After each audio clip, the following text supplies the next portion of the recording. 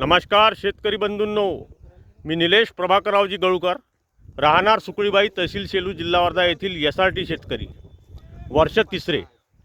हे यावर्षी आम्ही, माझा भाऊ अभय जनार्दनरावजी गळूकर आणि मी, हे शेत जे आहे हे मक्त्यानं केलेलं आहे। 4 एकर क्षेत्र आहे, हे आमच्या काकाचंच आहे। तर यात आम्ही पहिल्याच वर्षी बेड फाडले 4 फुटावर आणि सोयाबीनची लागवड केली। या प्रकारे तण झाला इथं समजा खाली।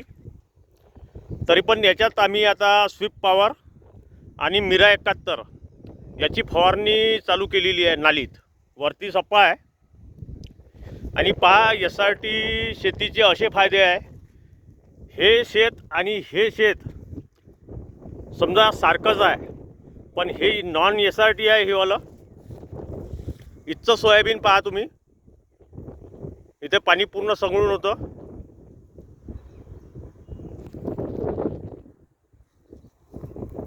आणि हे वालं शेत, हे SRTचं, हे वालं पहा, हा फरक आहे SRTचा आणि नॉन SRTचा। यात आता तणनाशक मारणं चालू आहे। तिकडे अर्ध्या भागात तणनाशक मारलेलं आहे, मिरा 71 आणि स्वीप पॉवर। आता या अर्ध्या भागात मारणं चालू आहे। खूप सुंदर प्लॉट बसला हा। भडसावळे दादांनी जे हे SRT टेक्निक जे काढलं, हे शेतकऱ्यासाठी खूप सुंदर आहे। तरी सर्व शेतकऱ्यांनी SRT तंत्राचा अवलंब करा। इथून इकडे तणनाशक मारायचं आहे, इथून इकडे तणनाशक मारलं आहे, तर पहा कशी क्लिअर दिसते नाली। थोडं सोयाबीनवर इफेक्ट पडते, पण 8-10 दिवसाने ते सोयाबीन कव्हर होऊन जाते। पूर्ण नाली क्लिअर झाली।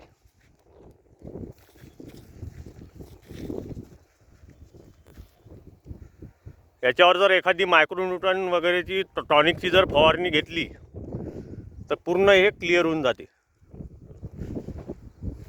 हा फरक आहे SRT आणि नॉन SRT। हे नॉन SRT